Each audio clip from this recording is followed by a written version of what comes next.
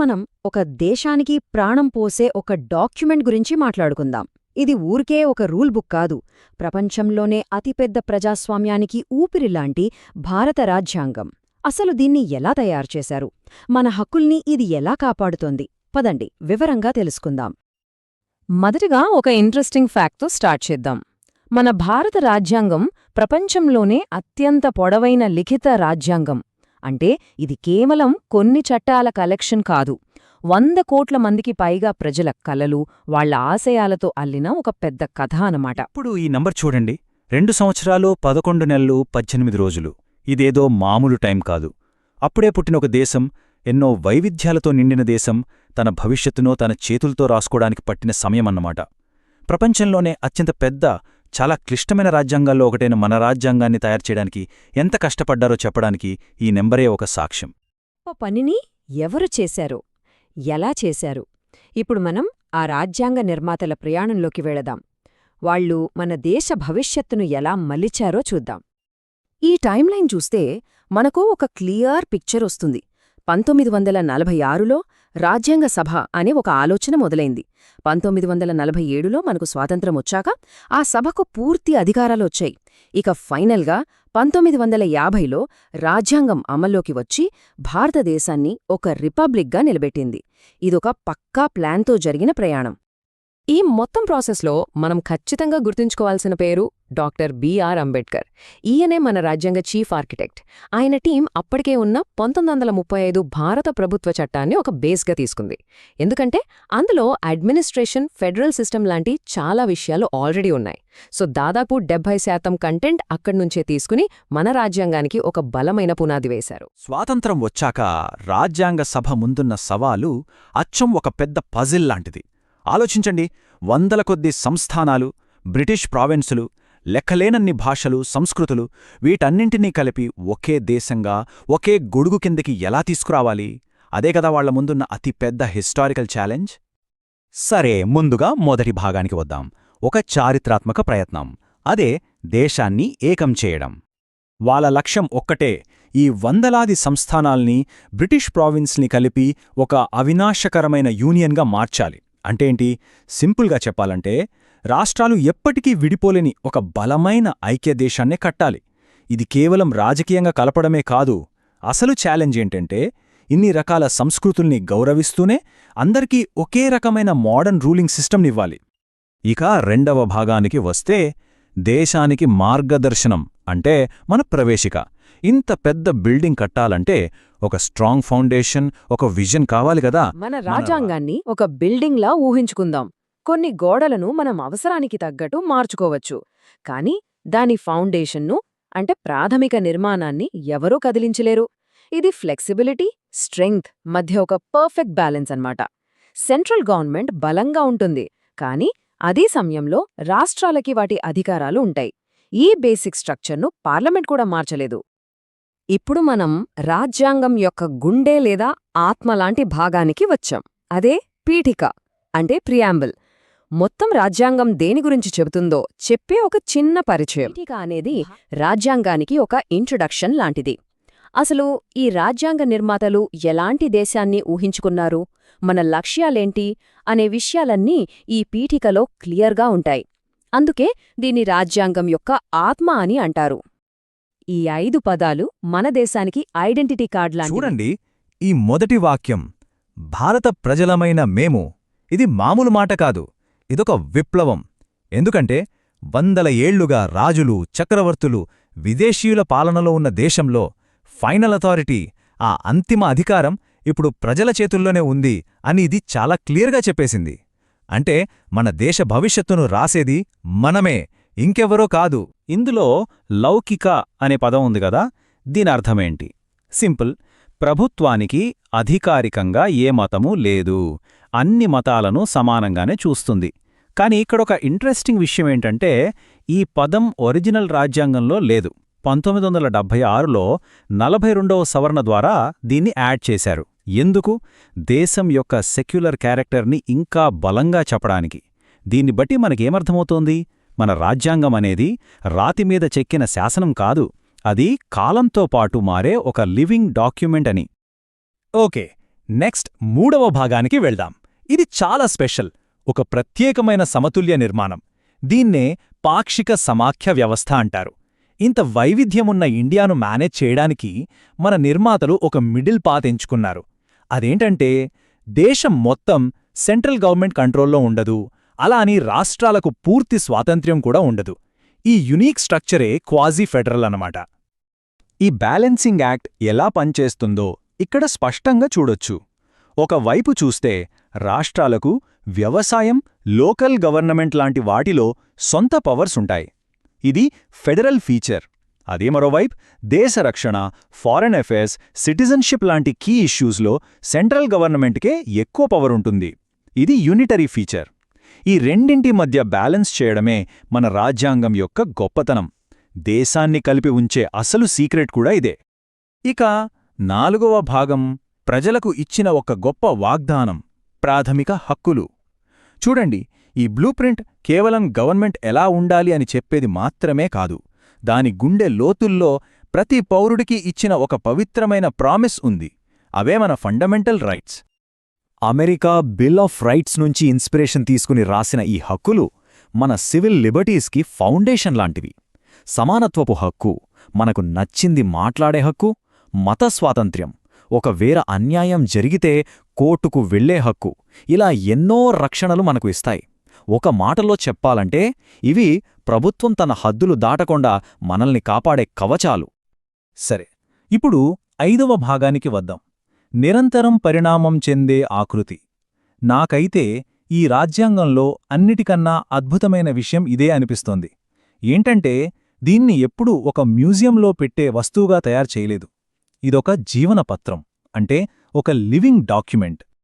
అవును, మన రాజ్యాంగాన్ని కావాలనే సవరించడానికి వీలుగా డిజైన్ చేశారు. ఈ టైంలైన్ చూస్తే మీకు క్లియర్గా అర్థమవుతోంది దేశం అవసరాలు మారే కొద్దీ ఇది ఎలా మారిందో. 1976లో లౌకిక పదాన్ని యాడ్ చేయడం నుంచి 1992లో పంచాయతీరాజ్తో పవర్ని గ్రామాల వరకు తీసుకురావడం, ఆ తర్వాత 2016లో జీఎస్టీతో మొత్తం ట్యాక్స్ సిస్టమ్నే మార్చడం వరకు చూసారా, మన రాజ్యాంగం ఎప్పుడూ ఎదుగుతూనే ఉంది.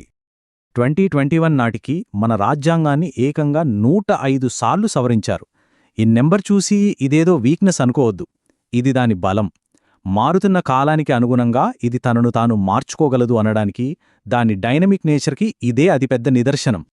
సో ఒక పెద్ద చారిత్రాత్మక సవాల్తో మొదలై నిరంతరం మారే ఒక జీవన పత్రంగా ఎదిగింది మన రాజ్యాంగం. ఇది కేవలం ఒక రూల్ బుక్ కాదు. 100 కోట్ల మందికి పైగా ప్రజల ఆశలు, ఆకాంక్షలు, వాళ్ల భవిష్యత్తును తీర్చిదిద్దే ఒక సజీవమైన బ్లూప్రింట్. అసలైన ప్రశ్న ఇక్కడే వస్తుంది. 75 ఇయర్స్ ఈ బ్లూప్రింట్ మన దేశ కథలో తర్వాతి చాప్టర్ని ఎలా నడిపిస్తుంది? హాయ్ అందరికీ! భారత రాజ్యాంగం పేరు వినగానే పెద్ద పెద్ద పుస్తకాలు, కష్టమైన ఆర్టికల్స్ గుర్తొస్తాయా? ఏం పర్లేదు, ఈరోజు మనం కొన్ని సింపుల్, సరదా తెలుగు ట్రిక్స్తో దాన్ని ఈజీగా ఎలా గుర్తుపెట్టుకోవాలో చూద్దాం. ఇక మొదలు పెడదామా? నిజమే కదా, ఇండియన్ కాన్స్టిట్యూషన్లో ఉన్న అన్ని ఆర్టికల్స్, పవర్స్ గుర్తుపెట్టుకోవాలంటే అబ్బో అదో పెద్ద టాస్క్లా అనిపిస్తుంది. దాదాపు అసాధ్యం అనిపిస్తుంది కాదా? అయితే దీన్నే మనం ఒక ఆటలా కొన్ని సింపుల్ తెలుగు మెమరీ ట్రిక్స్తో నేర్చుకుంటే అప్పుడు చాలా ఈజీ అయిపోతుంది. సో ఇంక లేట్ చేయకుండా లెట్స్ డూ ఇట్. సరే, ఈరోజు మనం ఏమేం చూడబోతున్నామో క్విక్గా చూద్దాం.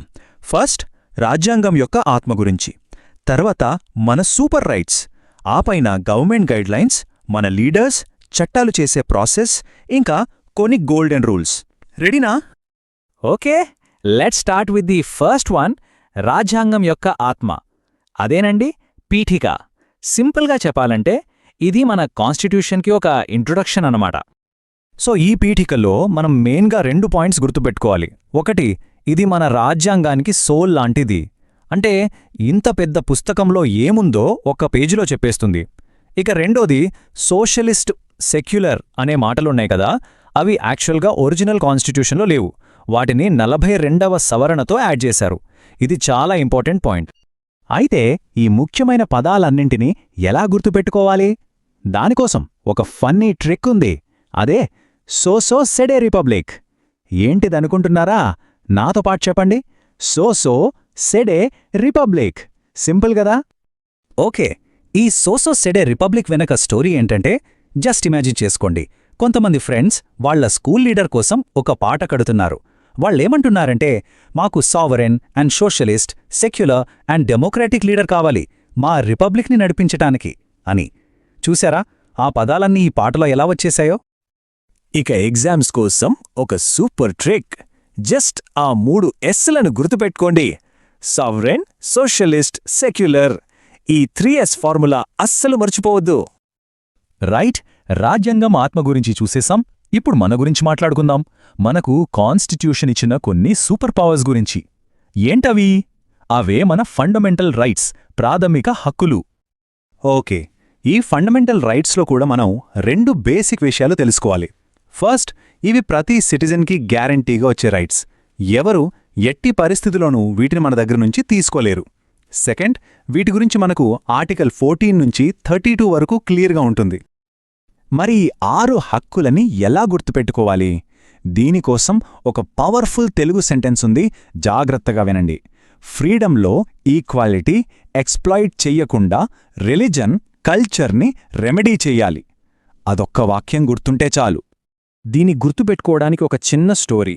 రాజు అనే ఒక అబ్బాయి ఉన్నాడు. తనకు క్లబ్ ఉంది. ఆ క్లబ్ రూల్స్ ఏంటంటే, క్లబ్లో అందరికీ ఫ్రీడమ్ ఇంకా ఈక్వాలిటీ ఉండాలి. ఎవరు ఇంకొకరిని ఎక్స్‌ప్లాయిట్ చెయ్యకూడదు. ఎవరి రిలిజన్, కల్చర్ వాళ్ళు ఫాలో అవ్వచ్చు. ఏమైనా ప్రాబ్లం వస్తే దానికి ఒక రెమెడీ కనుక్కోవాలి. సింపుల్. ఆ వాక్యంలోని ప్రతి పదం ఒక రైట్ అన్నమాట. ఇక్కడ ఎగ్జామ్ ట్రిక్ ఏంటంటే, ఆ చివరి పదం రెమెడీ ఉంది కదా, అదే ఆర్టికల్ 32. ఇదే అన్నిటికన్నా పవర్ఫుల్. ఎందుకంటే మన హక్కులకి భంగం కలిగితే మనం డైరెక్ట్గా సుప్రీంకోర్టుకి వెళ్ళొచ్చు. సరే, మన హక్కులు మనకు ఉన్నాయి. మరి గవర్నమెంట్కి కూడా కొన్ని గైడ్లైన్స్ ఉంటాయిగా. వాటినే ఆదేశిక సూత్రాలు లేదా DPSPs అంటారు. వాటితో పాటే మన కాన్స్టిట్యూషన్ని అవసరమైనప్పుడు ఎలా మారుస్తారో, అంటే అమెండ్మెంట్స్ గురించి కూడా ఇప్పుడు చూద్దాం. ఈ రెండింటి మధ్య తేడా చాలా సింపుల్ అండి. DPSPలు అంటే మన ఇంట్లో పెద్దవాళ్ళిచ్చే సలహాలలాంటివి. బాగా చదువుకోనాయనా అంటారు, మనం వినకపోతే కోర్టుకు తీసుకెళ్లారు కదా. అలాగే ఇవి కూడా గవర్నమెంట్కి జస్ట్ గైడ్లైన్స్. కానీ అమెండ్మెంట్స్ అలా కాదు. ఇవి రూల్స్ని మార్చేయడం లాంటివి. అందులోనూ 42వ అమెండ్మెంట్ అయితే ఎంత పెద్దదంటే దాన్ని మినీ కాన్స్టిట్యూషన్ అనేంతగా. ఈ రెండింటినీ గుర్తుపెట్టుకోటానికి మన దగ్గర 2 సింపుల్ ట్రిక్స్ ఉన్నాయి. DSP కోసం డోంట్ ప్లీజ్ సూ పాపా. ఇక అమెండ్మెంట్స్ కోసం 42 ఈజ్ మినీ, 44 ఈజ్ రెమెడీ. వీటి వెనుకున్న కథలో ఇంకా ఫన్నీగా ఉంటాయి. DPSP, డోంట్ ప్లీజ్ సూ పాపా అంటే మీ నాన్నగారు కొన్ని రూల్స్ పెట్టారు. ఒకవేళ ఆయన వాటిని పాటించకపోయినా మనం ఆయన మీద కేసు పెట్టం కదా. అలాగే గవర్నమెంట్ మీద కూడా DPSPల కోసం కేసు పెట్టలేం. ఇక అమెండ్మెంట్స్ కథ. మన కాన్స్టిట్యూషన్కి 42వ ఏట ఒక పెద్ద మినీ మేకోవర్ జరిగింది. కానీ అందులో కొన్ని చిన్న ప్రాబ్లమ్స్ వస్తే 44వ ఏట ఒక రెమెడీతో సరిచేశారు. చూసారా ఎంత సింపులో? ఎగ్జామ్స్ కోసం ఈ ఒక్క లైన్ గుర్తుపెట్టుకుంటే చాలు. రైట్స్ మన కోసం, సిటిజన్స్ కోసం. DPSPs స్టేట్ అంటే ప్రభుత్వం కోసం. మనం రైట్స్ని డిమాండ్ చేయగలం. కానీ DPSPs అనేవి గవర్నమెంట్ యొక్క డ్యూటీ, మనం డిమాండ్ చేయలేం. అలాగే ఇప్పుడు మన దేశాన్ని నడిపించే నాయకుల గురించి, రాష్ట్రపతి, ప్రధానమంత్రి గురించి చూద్దాం. వీళ్ల పవర్స్ గుర్తుపెట్టుకోవడానికి ఒక సింపుల్ ట్రిక్ ఉంది. PM is real, president is reel. అంటే ప్రెసిడెంట్ దేశానికి అధిపతి అయినా ఆయనకు క్షమాభిక్ష పెట్టే పవర్ అంటే ఆర్టికల్ 72, అలాగే ఎమర్జెన్సీ ప్రకటించే పవర్ 352, 356, 360 లాంటి స్పెషల్ పవర్స్ ఉన్నా అసలైన రియల్ పవర్ అంతా ప్రధానమంత్రి చేతిలోనే ఉంటుంది. ఆయనే ప్రభుత్వానికి రియల్ హెడ్. ఆయన అపాయింట్మెంట్ ఆర్టికల్ 75 కింద జరుగుతుంది. మనం ప్రెసిడెంట్ ఎమర్జెన్సీ పవర్స్ గురించి మాట్లాడాం కదా, 352, 356, 360 అని. ఇవి గుర్తుపెట్టుకోవడం చాలా ఈజీ. ఫస్ట్ది 352 గుర్తుపెట్టుకోండి చాలు. దానికి +4 కలపండి, 356 వస్తుంది. మళ్ళీ దానికి +4 కలపండి, 360 వస్తుంది. అంతే. National, state, financial emergency. Simple maths. Right, leaders గురించి చూసాం. మరి మన దేశానికి కావలసిన చట్టాలు ఎక్కడ తయారవుతాయి? పార్లమెంట్లో కదా. అందులో ఉండే 2 సభలు, లోక్సభ, రాజ్యసభ గురించి ఇప్పుడు తెలుసుకుందాం. ఈ రెండింటి మధ్య తేడాలు ఈజీగా గుర్తుపెట్టుకోవచ్చు. లోక్సభ అంటే లోకల్ సభ, ప్రజల సభ. ఇక్కడ ఎంట్రీకి ఏజ్ 25. రాజ్యసభ అంటే రాజుల సభ, పెద్దల సభ. ఇక్కడే ఎంట్రీకి ఏజ్ 30. ట్రిక్ ఏంటంటే L for lower house, less age 25. R for రాజులు, వాళ్ళు పెద్దవాళ్ళు కదా, so requires more age 30. Simple. And finally మనం కొన్ని గోల్డెన్ రూల్స్ అంటే కొన్ని చాలా చాలా ఇంపార్టెంట్ ఆర్టికల్స్ గురించి తెలుసుకుందాం. ఇవి మనందరికీ ఖచ్చితంగా తెలిసి ఉండాలి. ఈ 4 గోల్డెన్ రూల్స్ కోసం ఒకే ఒక line. 14 all equal, 17 no touching, 21A school, 32 court. అంతే. ఈ ఒక్క లైన్తో 4 ఆర్టికల్స్ గుర్తుంటాయి. దీనికోసం ఒక టీచర్ కథ గుర్తుపెట్టుకోండి. ఒక టీచర్ క్లాస్లో 4 రూల్స్ పెట్టారు. రూల్ 14 మీరందరూ సమానం, ఆల్ ఈక్వల్. రూల్ 17 చెడుగా తాకటం, వివక్ష, నో టచింగ్. రూల్ 21A అందరూ స్కూల్కి రావాలి. రూల్ 32 ఈ రూల్స్ ఎవరైనా బ్రేక్ చేస్తే ప్రిన్సిపల్ దగ్గరికి వెళ్ళాలి, ఆయన కోర్టుకు. అంతే.